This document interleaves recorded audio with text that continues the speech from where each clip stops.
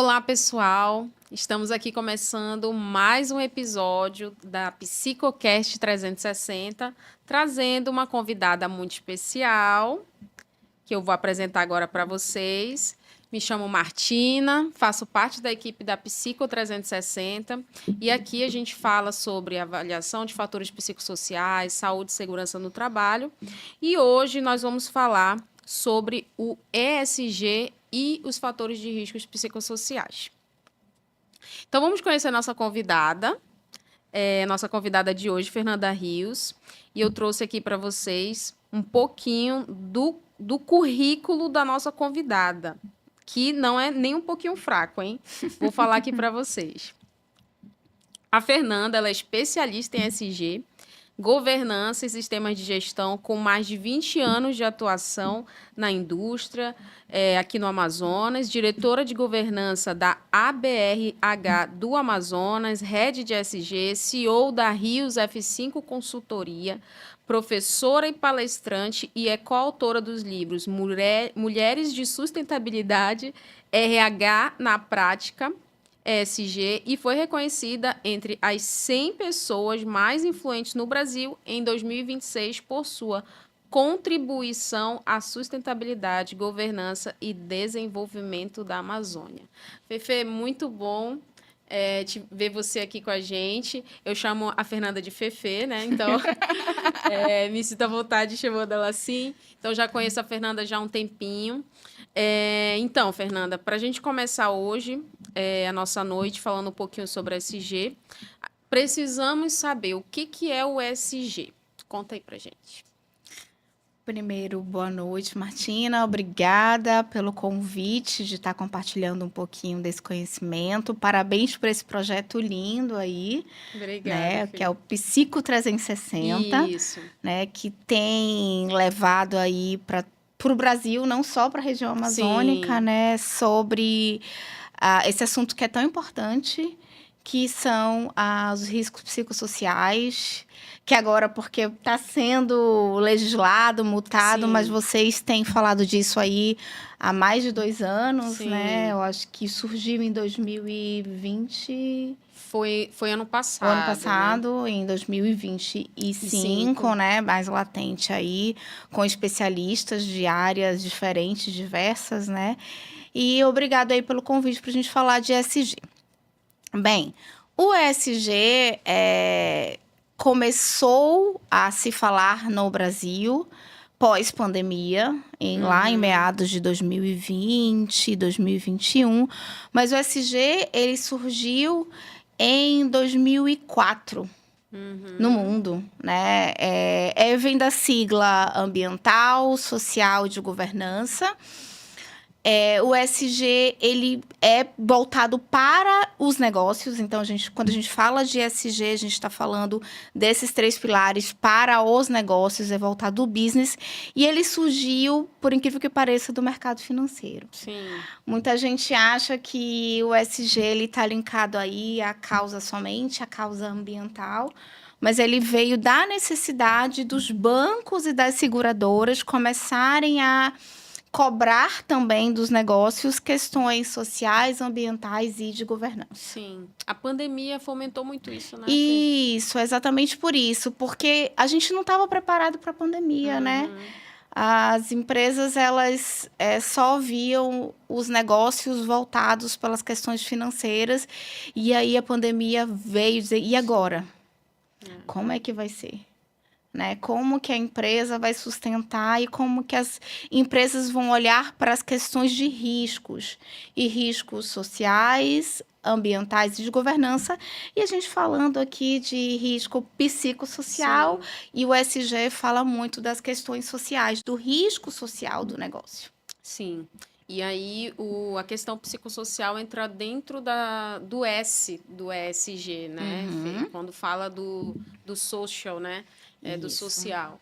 E esse social, Fê, o que ele engloba, né? Quando a gente fala ali do social, que é o S do ESG.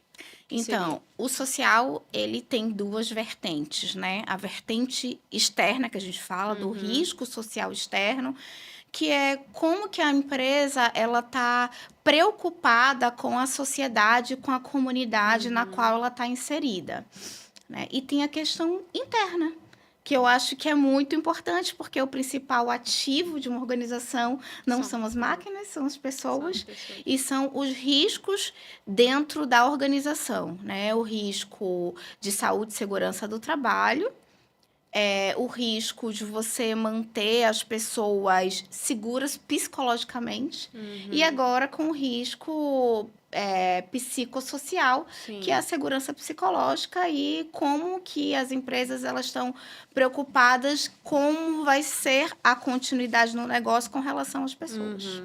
Exatamente. Muitas vezes se achava, né, que o ESG era um documento, era uma certificação, e depois foi surgindo, né, a certificação, mas na verdade é isso que a Fernanda falou agora, né, um conjunto ali de medidas, né, envolve também documentação, mas está mais relacionado ali a cultura também organizacional, né, Fê? E quando a gente fala dessa parte de psicossocial, vai entrar muito dentro da questão do social, que o ESG ele traz, e até mesmo em questões que a gente vai falar mais para frente sobre as auditorias, né, das certificações. Hoje, em Manaus, e também no Brasil, a gente tem aí a ISO 45001, muitas empresas que são certificadas, e a ISO, um anexo ISO 45003. Isso. Onde fala exatamente dos riscos psicossociais, que a gente vai falar daqui a pouquinho. Né? Então, a gente entendeu o conceito de ESG e aí a gente vem para o conceito de fatores de riscos psicossociais. Aqui no canal a gente já tem bastante conteúdo falando sobre isso, mas a gente sempre gosta de reforçar o que são os fatores de riscos psicossociais. A gente entende como sobrecarga de trabalho, metas excessivas, assédio moral, falta de reconhecimento, conflito interpessoal entre as pessoas, insegurança profissional, que quando não são gerenciados pode causar os adoecimentos. Sim. Né, Fernanda? Então, a gente tem aqui dois conceitos. O ESG e os fatores de riscos psicossociais. E aonde é que o ESG e os riscos psicossociais vão se encontrar? Né, Fernanda? Como é que a gente pode conectar aí os riscos psicossociais na prática dentro das organizações, das empresas que querem ali ter as boas práticas de ESG e também atreladas à questão de gerenciamento dos riscos psicossociais? Bem, o ESG, como tudo que a gente fala do negócio, ele precisa ter, que a gente fala que é o produto final, né? O ESG, ele precisa ter os reportes, sejam eles para os clientes ou sejam eles para um framework específico, né? As grandes empresas, elas precisam fazer o relatório de sustentabilidade.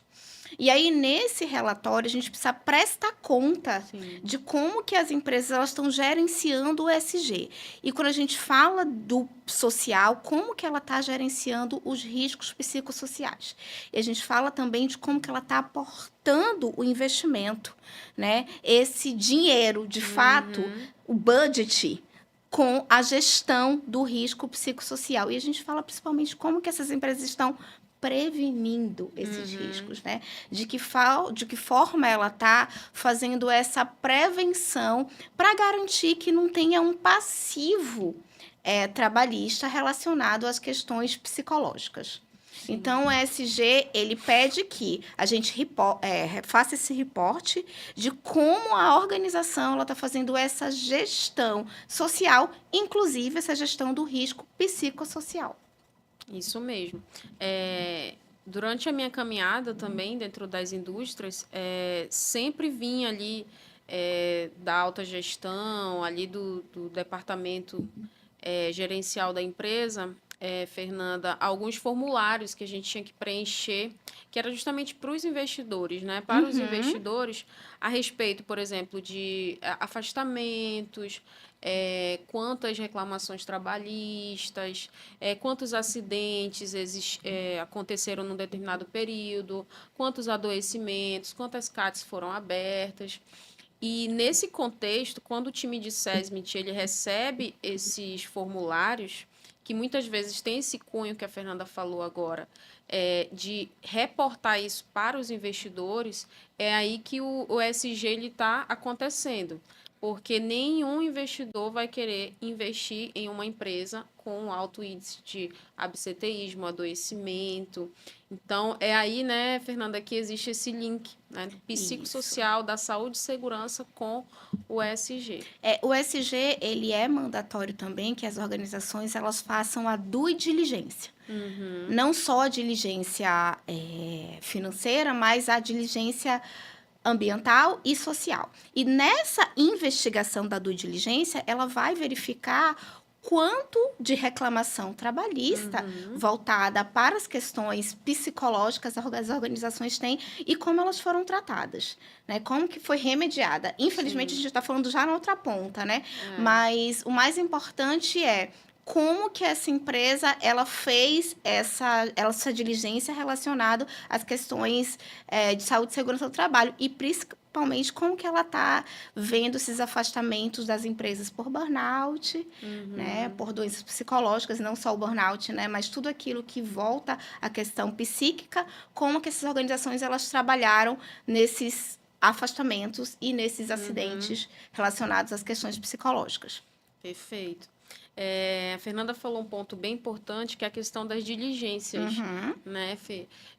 Eu lembro que uma vez a gente passou por uma diligência dessa de uma organização de auditoria muito pesada, assim. Então, eles olharam o PPRA na época, né? uhum, No detalhe. Então, eles olharam cada linha ali. Então, foi uma equipe técnica especializada que analisou toda a documentação que a gente enviou.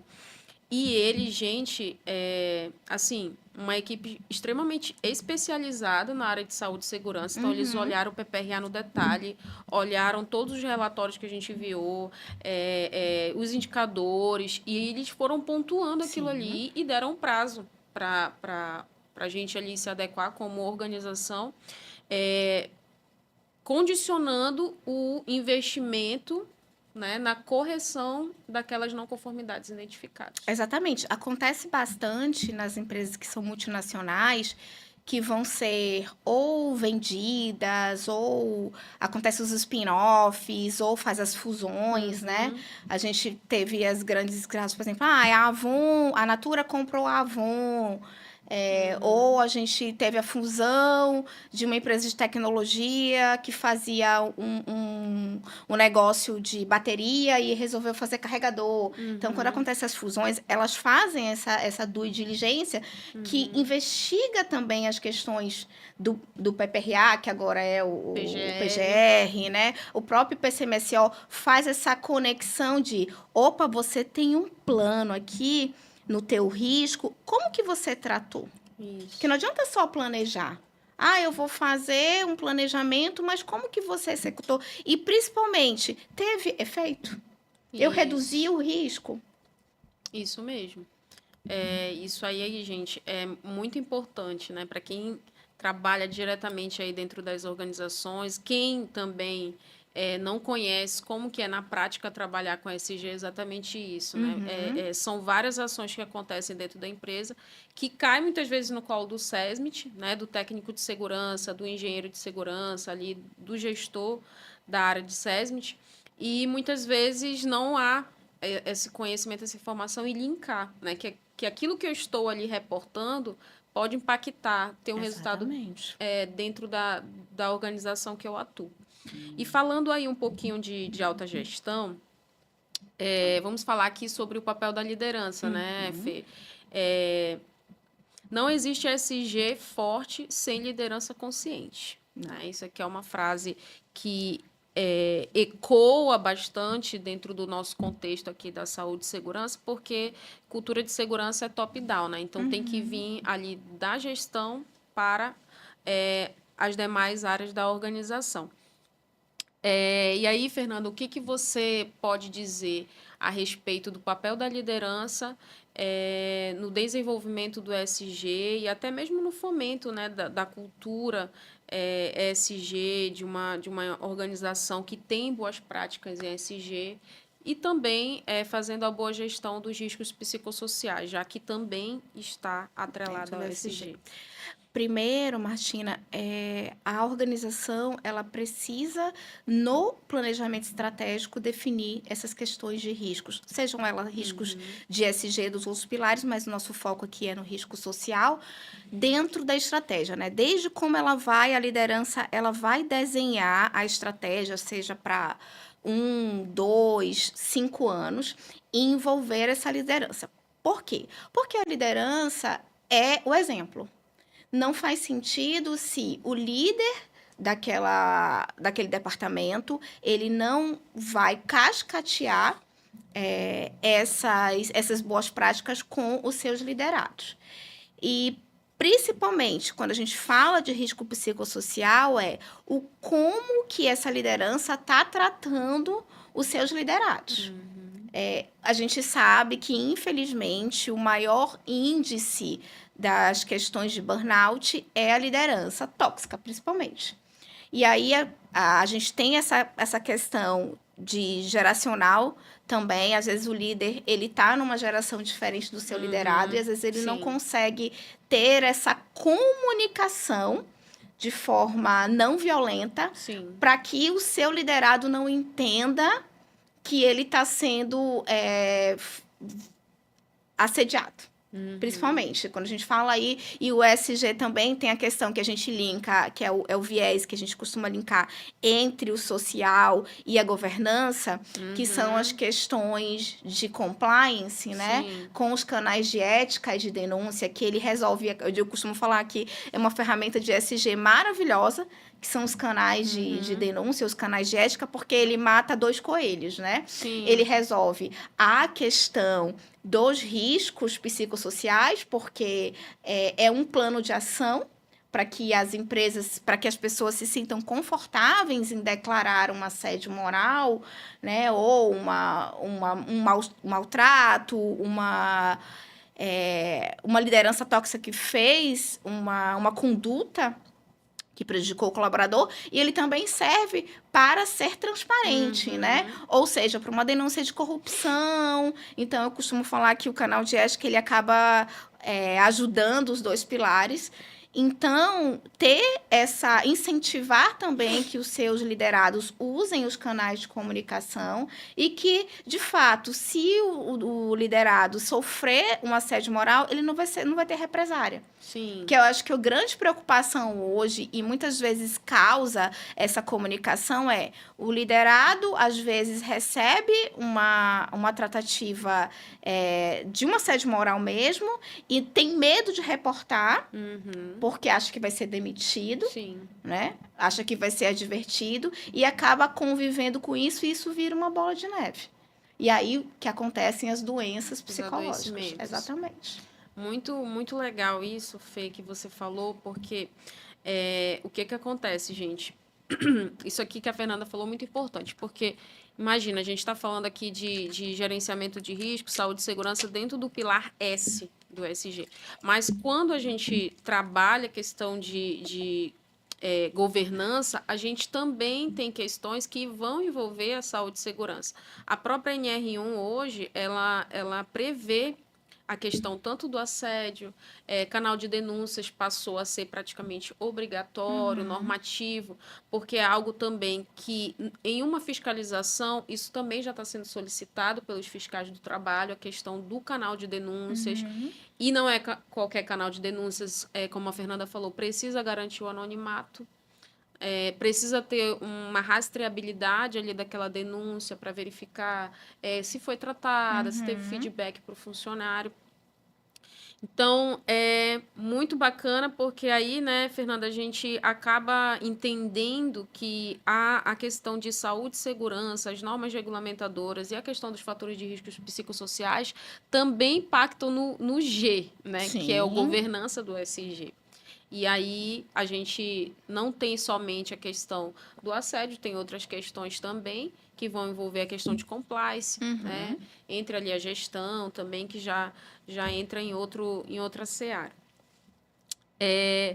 Então, resumindo, né, os gestores eles são fundamentais para identificar sinais de sofrimento emocional, né? Então, a gente sempre massifica nos treinamentos que nós temos que o papel da gestão dentro desse processo, né? Então, a liderança é a principal ponte, né, entre ali as questões organizacionais e o business mesmo da empresa, Uhum. né? E o colaborador está ali naquele meio e cabe à gestão fazer todo esse papel, né? Então, a gente, dentro da Psico 360, a gente tem vários treinamentos para a gestão. É importante a gestão ser Sim, treinada, com né, certeza. Fernanda? E quando a gente fala da gestão, a gente não tem como falar da nossa ISO 45000, Uhum. né? Então, para quem não sabe, a Fernanda, a gente trabalhou, né, Fê, nesse projeto aí de certificação da ISO 45001, que é a ISO, né, de gestão de saúde e Segurança. segurança ocupacional. É, e lá existe um requisito, né, Liderança, como todas as para, vezes, né? para a liderança. Uhum. E aí, Fê, vamos falar um pouquinho sobre a ISO 45001, como é que a gente consegue linkar a ISO 45001 com a gestão de fatores de riscos psicossociais, Uhum. para os nossos ouvintes que estão aí, que talvez trabalhem dentro das empresas, e talvez nunca trabalharam com 45.000, ou já trabalharam com essa certificação, como é que a gente pode linkar, Fê, a liderança com a gestão dos fatores de riscos psicossociais? Ótima pergunta. Bem, a ISO 45001, ela é uma ISO de sistema de gestão de saúde e segurança ocupacional, né? Ou saúde e segurança do trabalho na tradução literal. Sim. Ela veio de uma derivação, ela demorou para virar uma ISO, né? Ela veio de uma derivação de uma OSAS. Só para vocês entenderem a diferença, a ISO é uma certificação internacional que ela tem um padrão que a gente chama de anexo SL, né? Que é o padrão de 10 critérios, né? Que a gente tem a 9.000 para qualidade, a 14.001 para saúde e segurança, a 50.001 para eficiência energética e a 45.001 para saúde e segurança ocupacional. Então, quando ela faz essa virada de chave lá em 2018 para transformar o padrão ISO, ela torna uma coisa muito bacana, que são os perigos e riscos. Né? Antes da gente falar, né, Martina, eu acho que quando a gente fez esse projeto, a gente nem tinha falado de NR1 ainda, mas a gente já levantou o risco Sim, psicossocial, porque linkando com a 17. sim. Né? E porque a 45 E mil e porque a 3 45.000 ela já ela entende que pede. todos os perigos e riscos, eles são necessários para fazer esse levantamento. E é uma norma internacional, É né, uma norma Fernanda? internacional, que a gente já estava falando disso desde 2018, e como a 9.000 ela saiu daquele formato de ação preventiva, porque antes as normas falavam de ação corretiva e ação preventiva. Então, as empresas elas precisavam ter algumas ações preventivas que o problema não aconteça. Ela saiu disso, colocou a ação para mitigar o risco. Então, as empresas precisam enxergar como um todo que elas têm um risco, e aí a gente fala do risco psicossocial, um risco que pode de fato acontecer, e o que é que ela vai fazer para que esse risco não aconteça. E se ele acontecer, qual é o plano de ação Sim. para eliminá-lo? Aí, abrindo só um parênteses nessa questão que a Fernanda falou de mitigar o risco, casa muito com a NR1, né? Porque a NR1, ela pede isso, ela pede o gerenciamento dos riscos ocupacionais. E gerenciar os riscos ocupacionais é você implementar controles, de forma que aquele risco que era médio ou era alto, ele fique um risco baixo, que a gente chama de risco residual, que a norma chama de risco residual. E isso é muito interessante quando a gente traz isso para dentro da norma de sistema de gestão, porque aí o trabalho do SESMIT fica fácil, né, Fê? Você já tem ali o risco da organização, o levantamento de perigos e riscos sendo gerenciado. E aí, a cada, né, revisão, a cada certificação, manutenção, você vai vendo ali o amadurecimento e a mitigação desses riscos, né? E com a revisão da NR1, ficou muito latente, é uma coisa que a gente sempre fala, né? Que sistema de gestão não é departamental. Quando a gente começou a falar de, quem faz a 9 é o departamento da qualidade, quem faz a 14 é o departamento do meio ambiente, quem faz a 45 é o SESMIT. E não é. Vocês começam a perceber que quando a gente começou a falar dessa virada de chave da NR1, começou a perceber que quem tem a competência para levantar os riscos de fato são os engenheiros de saúde e segurança, são os técnicos de saúde e segurança, mas quem tem a competência para analisar os riscos, muitas vezes é o psicólogo, muitas vezes é o assistente social. Porque o risco de saúde e segurança, quando a gente fala de acidente de trabalho, ok, o engenheiro de segurança consegue fazer, o técnico também. Porque é fácil levantar. Fácil não estou subestimando o trabalho de vocês, que é excelente. É mais palpável de a gente enxergar. Olha, fulano, ele pode se acidentar, ele pode adoecer. Eu estou enxergando uma quina viva. Mas quando a gente fala de risco psicossocial, vai muito mais além, né? Tem aquela visão do psicólogo que precisa ter, que é subjetivo. E a gente não consegue ver esses riscos, né? Como ruído. Uma sala tá ruidosa. Tá quente, né? A parafusadeira tá torta, enfim. Consigo vir com o equipamento e medir. O psicossocial, ele sai daquela competência somente e para ser multidisciplinar. Sim. Né? Lembrando que cada ator tem o seu papel. Né? Por isso que eu acho legal a Psico 360, que a gente não tem só um psicólogo, a gente não tem só um engenheiro, a gente tem uma equipe multidisciplinar, com visões diferentes, com experiências diferentes, para poder fechar, né? Fazer esse casamento, que é muito bacana. Exatamente. Aí, quando a gente trabalha, por exemplo, o psicossocial dentro da ergonomia, aí você trabalha a ergonomia. O ergonomista vai fazer a avaliação ergonômica preliminar, que é a EP, vai mapear os riscos psicossociais que estão dentro dos fatores de organização do trabalho. E quando isso acontece, vai ter ali um plano de ação, né, Fê? Vai ter um plano de ação. Eu identifiquei que aqui nesse setor, usando a ferramenta específica, reconhecida, cientificamente comprovada, que a NR1 e o Ministério do Trabalho, ele pede, o que acontece? Vai existir a fase onde vai entrar aquela equipe para poder... Peraí, a gente identificou isso aqui, né? Então, vai cair de novo no que nós falamos de mitigação de risco. Como é que agora eu posso fazer para melhorar esse ambiente, né? Que fator de risco psicossocial é ambiente de trabalho ali. Como é que eu posso melhorar esse ambiente para que essa avaliação que deu médio, que deu alto, possa dar baixo? Aí vai entrar, né? E isso é uma coisa, isso que a Fernanda falou, que do papel do psicólogo organizacional, do terapeuta, é algo que a gente vê os fiscais do trabalho falando, né? Quando a gente tem, por exemplo, um risco elétrico, a gente vai lá com um engenheiro eletricista, né? Poxa, a gente tem uma subestação, né? 13,8 aqui, as máquinas têm esse nível de tensão, tem esse aterramento, não tem. Então, a gente vai lá com a profissional da área para verificar, checar, verificar o que pode ser feito para mitigar aquele risco elétrico que, porventura, possa ter sido dimensionado alto.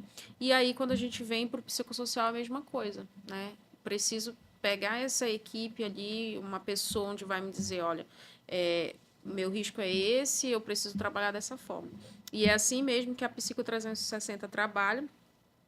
E também, voltando para 45, né, a gente tem também essa ferramenta para fazer essa gestão contínua, né, da área de SST, né, Fê? Então, ok. E aí, Fernanda, falando um pouquinho da 45.003, né? Ela engloba a 45.001, é obrigatório conter dentro, quando você está ali fazendo o PGR, o levantamento de perigos e riscos, é obrigatório que sejam inseridos os riscos psicossociais para as empresas que vão certificar em 45? Sim, né? A 45.003, ela é uma norma de referência, né? Ela não é, que a gente chama de não é certificável. Então, não existe um auditor específico para validar a 45.003. Mas ela é uma excelente boa prática. Eu costumo falar que ela é um caminho, uma ferramenta para quem não sabe por onde começar. A gente sempre recomenda, né? Eu recomendo para os meus clientes, eu não tenho uma equipe multidisciplinar ainda. Começa pela 45.003, porque ela é uma norma de referência, ela vai te dar o caminho para levantar esses riscos psicossociais, ela vai te ajudar, principalmente no que é conceitual, porque gera muita dúvida, né? O que é que eu vou fazer como plano de ação? Isso é um risco, porque antes tinha aquela prática de falar, risco psicossocial aqui é só o chefe que pode gritar comigo. Ou então a sobrecarga de trabalho. E não, tem que ir muito mais profundo. Sim. E não tem receita de bolo, gente. O que acontece na empresa A não é o mesmo risco que acontece na empresa B. Não adianta fazer o copia e cola. Principalmente para risco psicossocial.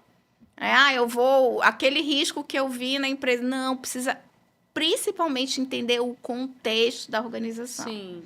Qual é o nível do negócio, como que foi levantada a liderança, como que foi contratada essas pessoas. Então, esses fatores, eles são extremamente relevantes. Quanto tempo a pessoa está naquele posto de trabalho. Então, tudo isso tem que levar em consideração para levantar os riscos psicossociais. Não é um copia-cola que eu peguei de uma empresa X e vou levar para a empresa Y. Sim. Isso não funciona. Por isso que precisa ter de mão de obra especializada para poder fazer esse levantamento. Sim, é isso mesmo. E o levantamento de perigos e riscos é o coração dessa norma, da né, 45, exatamente. E precisa ser bem feito, porque até quando você deixa de mapear um risco, isso pode ser percebido, né? Tanto dentro dos níveis de fiscalização que a gente tem, auditoria, às vezes tem auditoria de cliente, tem auditoria do próprio Ministério do Trabalho, tem as diligências que acontecem por parte de investidores. Então, é muito importante fazer um levantamento, um bom levantamento de perigos e riscos, que nem sempre é o inventário de riscos do PGR, né? Nem sempre. As pessoas confundem muito, né? Usam aquela ferramenta como absoluta. Mas eu já levantei, eu fiz um inventário de perigo e risco, eu vou usar. Eu posso usar? Pode. E não pode. Sim. Pode você usar o instrumento para a ferramenta. A diferença é que o sistema de gestão, seja ele qual for, e aí a gente falando da 45.001, ele não pode ser uma ferramenta parada.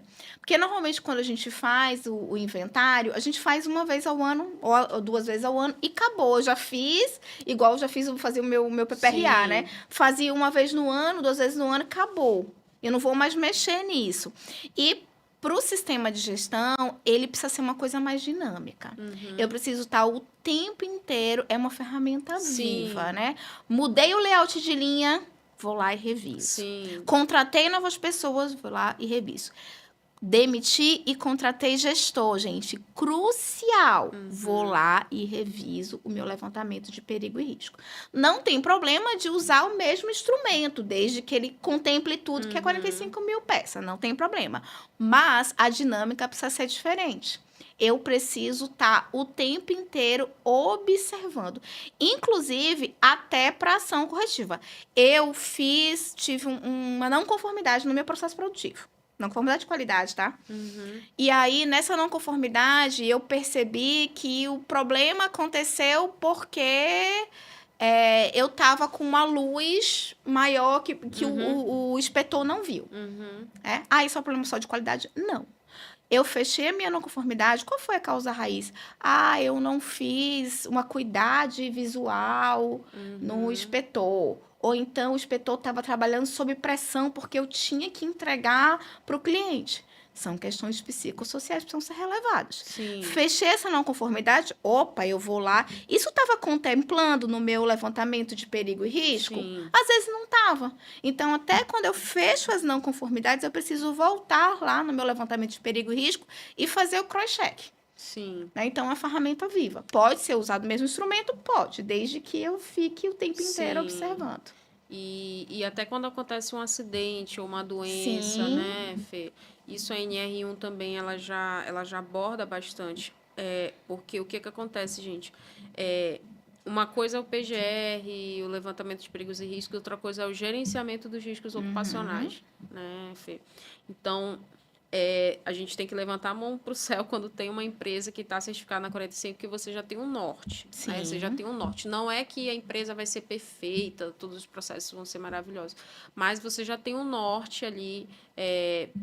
O time de SESMIT já tem um norte para se trabalhar, senta ali com o pessoal da qualidade, né? Qual é o setor responsável ali por fazer. Se for o SESMIT mesmo, já fica tudo em casa.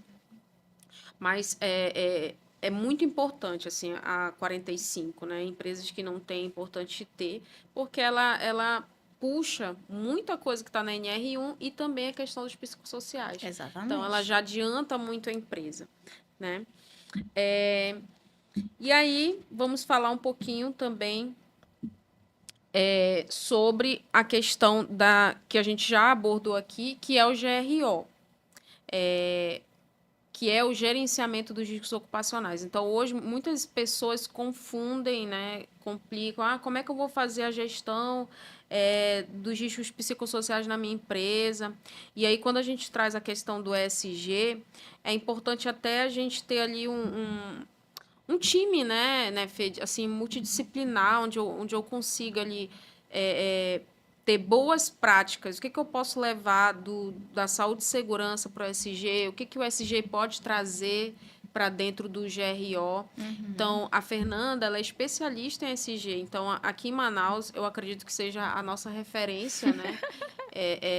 Eu lembro que quando eu comecei a estudar ESG ali em 2020, que eu trabalhava numa organização que ela estava pedindo muito ali, né? E tinha o SESMIT para ajudar a organização, os gestores ali.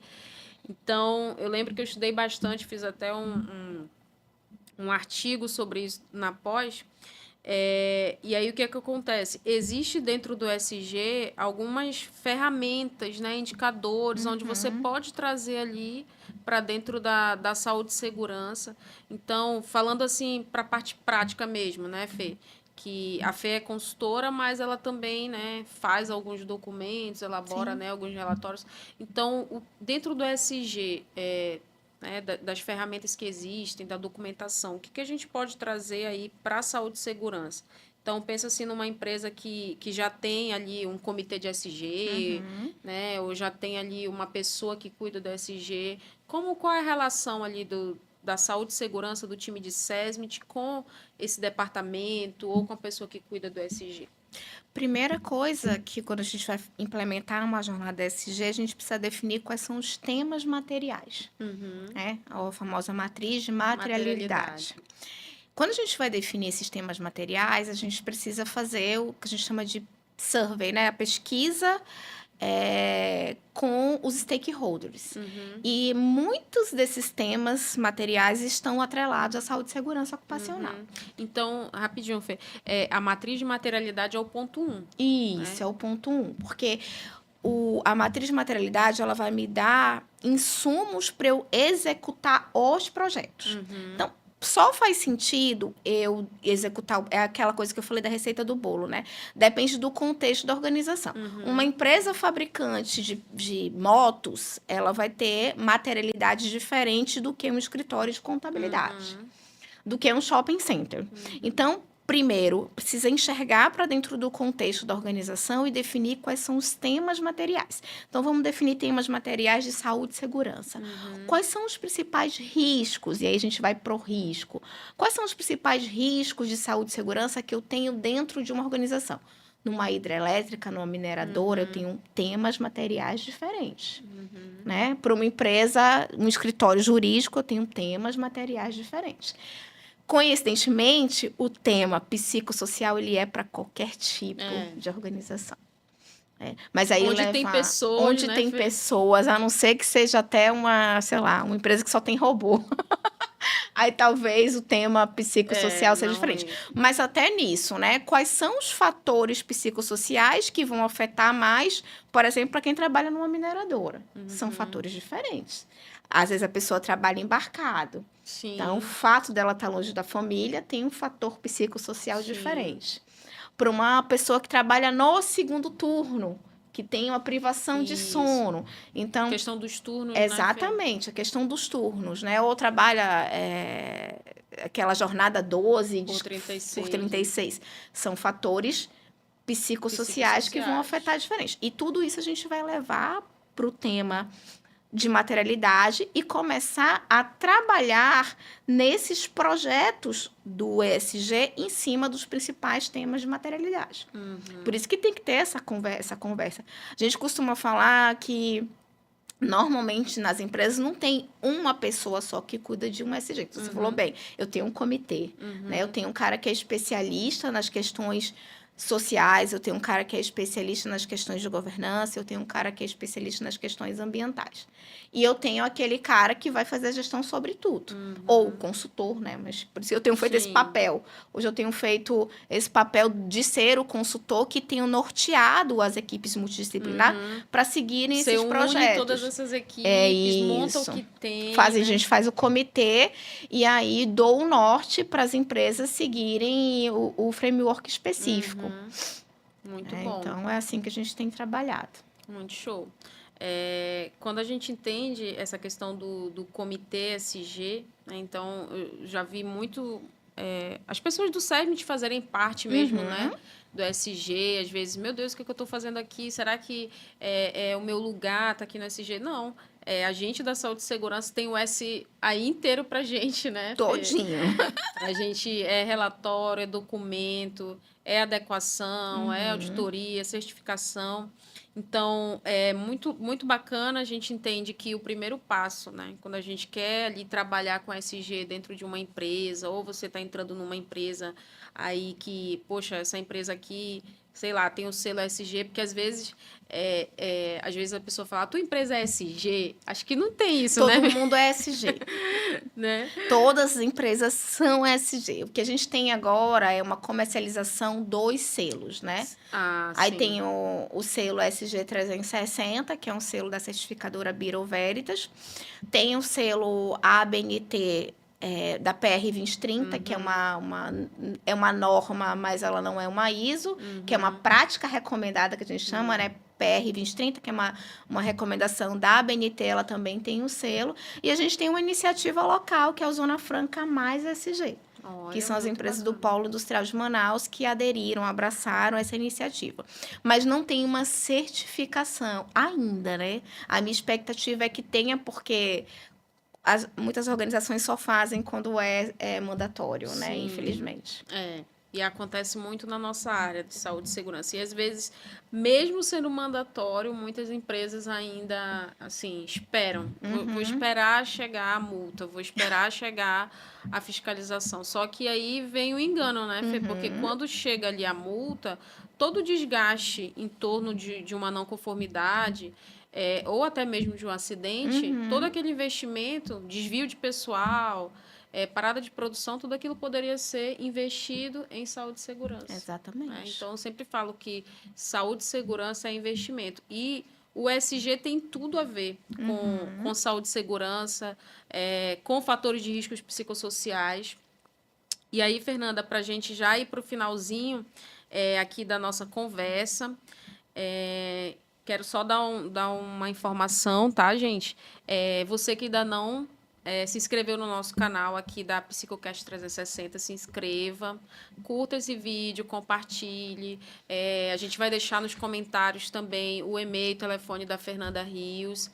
Você que está em Manaus, você que está fora de Manaus, né, Fê? Também atende aí o Brasil inteiro. O mundo. O mundo, né? Por que não? Sim, eu tenho um cliente na Colômbia. Olha, que bacana. Com a internet hoje, né? Sim, a gente quebra essas fronteiras. Isso. Então, a gente vai deixar os contatos da Fernanda nos comentários aqui, também na descrição do vídeo. Então, já manda para um amigo, para a sua área, para a sua empresa, para os seus colegas, esse vídeo.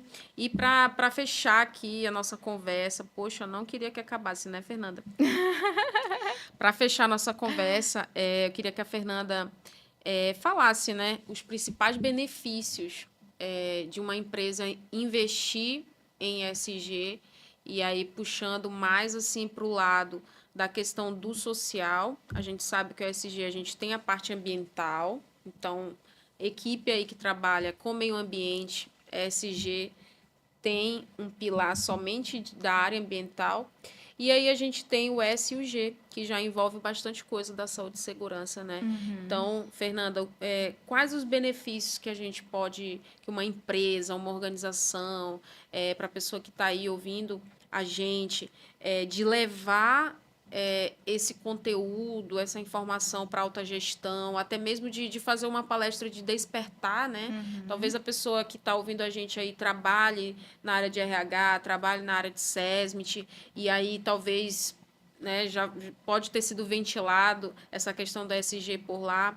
E quem sabe a pessoa pode ser um embaixador dentro da empresa. Olha, a gente pode trabalhar com ESG, a gente pode ter um selo, né? Então pode ser até um case que você pode levar lá para sua empresa. Olha, por que a gente não trabalha para conseguir o selo, né, que a Fernanda já citou aqui para gente? Então, Fê, cita para gente aí alguns benefícios que a empresa, o profissional, ele pode se desenvolver nessa área de ESG. Primeiro, eu digo que eu tenho um SG e um sonho, né? O SG virou para mim um propósito. Então, o SG para mim é um propósito porque eu acredito, primeiramente, que não tem planeta B. Se a gente acabar esse daqui, acabou. E quando a gente fala de preservar o planeta, a gente não fala falando só do meio ambiente, tá? Das pessoas. Das pessoas. Principalmente das pessoas. Então, olhando por esse lado mais romântico que a Fernanda sempre prega, né? A gente precisa ter práticas SG para a gente manter um mundo mais sustentável. A gente tem visto aí o clima louco, o El Niño tá vindo aí, e tudo isso é porque a gente não tem cuidado das coisas. Mas, olhando para o SG friamente, eu vou usar até o exemplo que a gente usou da COP, né? A gente falou que a COP 30, o ano passado, que foi em Belém. Eu participei, eu assisti vários painéis e tudo a gente falava de negócios. O SG é negócio.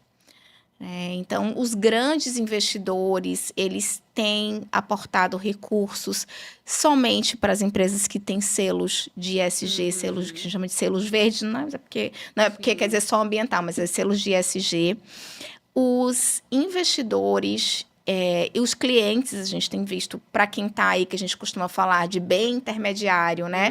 São os fabricantes que fazem toda aquela cadeia para entregar. Então, as Big Fours, as marcas, né? As Big Fours, as grandes empresas, elas só têm feito negócios com empresas que têm práticas ESG cada vez mais, porque o mundo está pedindo isso. Né? Então, isso é negócio. Então, a valorização da sua marca, do seu negócio, está atrelado também às questões de ESG. E os profissionais, cada vez mais, quem estiver vendo o meu LinkedIn, quase toda semana eu recebo vagas para indicar profissionais de ESG.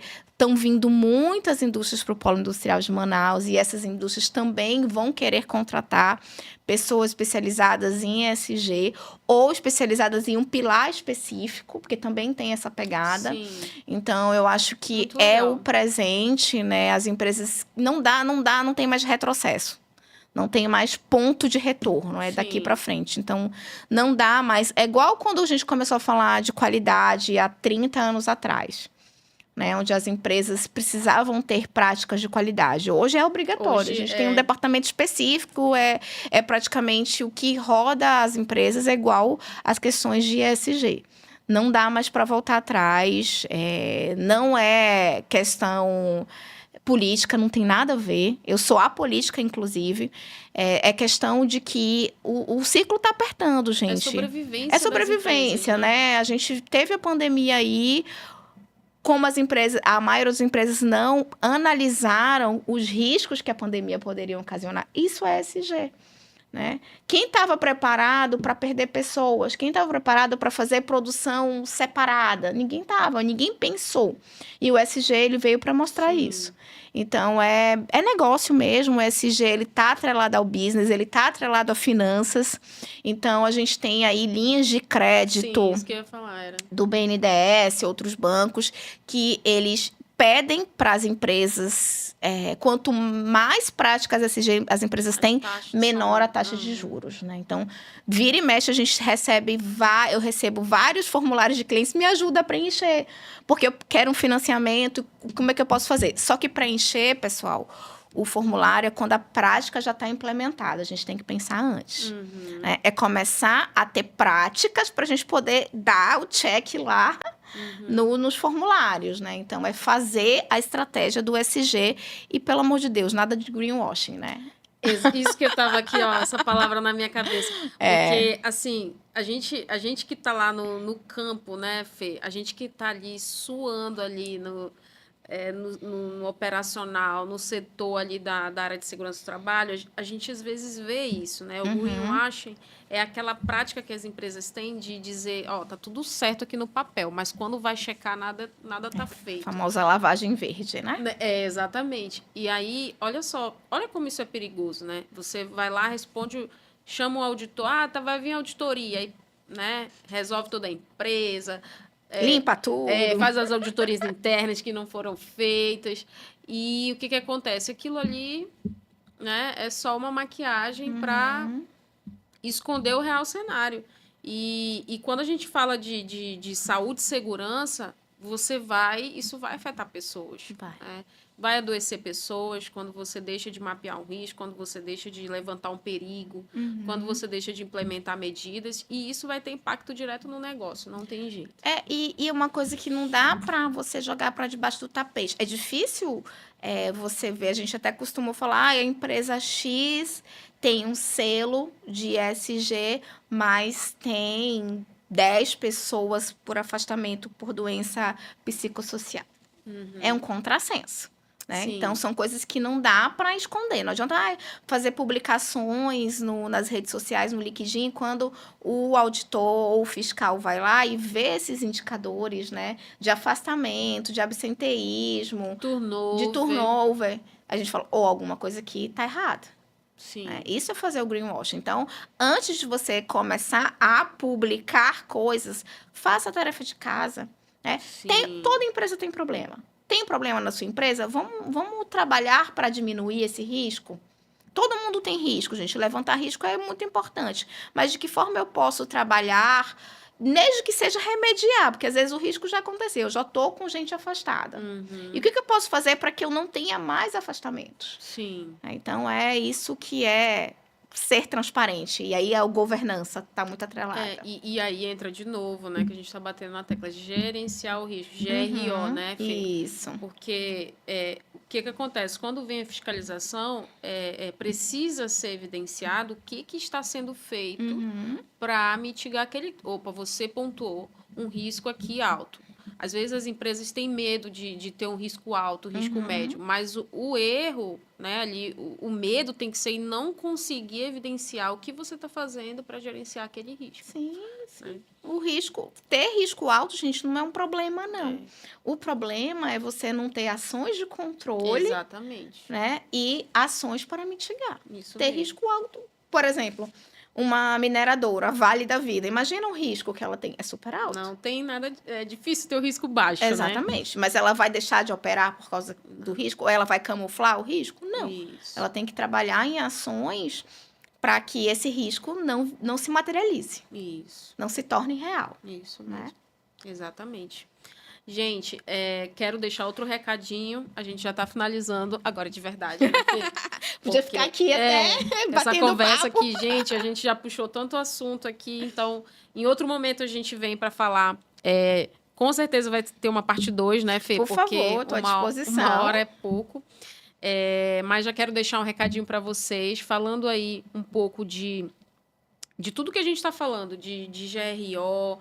Às vezes o profissional do SESMIT, ele precisa ali dentro da organização se vender, mostrar que ele é conhecedor do assunto, de ESG, da nova NR1 que está surgindo explicitamente aí. Então, dia 27 de junho, a gente vai ajudar, né? A gente vai propiciar esse momento para todos os profissionais entenderem o que é gerenciamento de riscos ocupacionais, o que é o PGR, o que é o inventário de risco, como é que eu posso fazer para gerenciar os riscos ocupacionais da minha empresa, incluindo os riscos psicossociais. Então, lá na análise ergonômica preliminar foi identificado um risco de sobrecarga mental, um risco de algum adoecimento. que a empresa vai fazer com isso? Aí vem o profissional especializado, ali o psicólogo organizacional. Por que a gente gosta de falar do psicólogo organizacional? Porque ele entende da organização, né, Fê? Ele está ali, ele consegue ali dimensionar medidas para que aquela empresa ela possa ser uma empresa ali saudável, com uma boa cultura, né? Então, às vezes, você colocar ali uma sala zen, né? Você colocar uma lojinha para os funcionários comprarem ali alguma coisinha, né, para lanchar. Isso daí, gente, já muda bastante. Né? Uma ginástica laboral, uma pausa, você entender que a NR17, a ergonomia, ela é... Isso daí está dentro da NR17, não é uma coisa separada. Então, é muito assunto, né, Fernando? É muito 27 assunto. agora, sábado. 27 de junho de 2026 e 4 de julho de 2026. São 2 sábados que nós vamos estar numa imersão. Então, eu vou estar lá, vou falar... nós vamos nos debruçar em cima da NR1 para falar de GRO. Então, eu gosto de falar assim que não tem que ir além. É só atender o que está na norma. Né? Quando a gente atende o que está na norma... O fiscal, ele não tem mais o que questionar, porque você já está atendendo a legislação. E quando a multa vem, não vem em cima de nada do que não está na legislação, vai vir em cima da legislação. E aí a gente vai trabalhar em cima disso, e aí no sábado seguinte a gente vai ter o Emerson e a Viviane Ferraz, que é a nossa psicóloga master, falando especificamente, trazendo ferramentas práticas, né, de como fazer o gerenciamento de riscos ocupacionais. Então, estudante, profissionais de SESMIT, profissional de RH, todos que querem ali rechear um pouquinho o seu currículo, né, podem participar. E também a Fernanda. A Fernanda tem treinamento também, né, Fê? Sim, a gente tem com treinamentos aí de SG, a maioria em company, né? Agora aumentei o meu leque de treinamentos, eu estou no ramo automotivo também, treinamentos de ATF, muito VDA bom. 6.3. Continuo com os treinamentos de ISO 914045 e agora 50001, que é uma ISO que está muito ligado ao SG, que é eficiência energética. Né? E a gente vai... Não consegui ainda fazer treinamento aberto, porque a minha agenda não deu ainda, né? Eu optei por não trabalhar os sábados. Olha. Qualidade de vida. Que bom. Né? Mas, assim, vou pensar nessa estratégia aí de fazer alguns treinamentos aos sábados para poder atender aí o público externo. Tenho feito mais treinamento em company, né? Na demanda dos meus clientes. Muito bacana. Gente, esse foi o nosso episódio. ESG e fatores de riscos psicossociais. Espero que vocês tenham gostado. Quero agradecer a Fernanda Rios por estar aqui com a gente. E a gente se vê no próximo episódio da Psicocast 360. Muito obrigado, galera. Quem não curtiu, se cadastrou e compartilhou, por favor, faça isso agora. E a gente se vê no próximo episódio. Obrigada. Obrigada.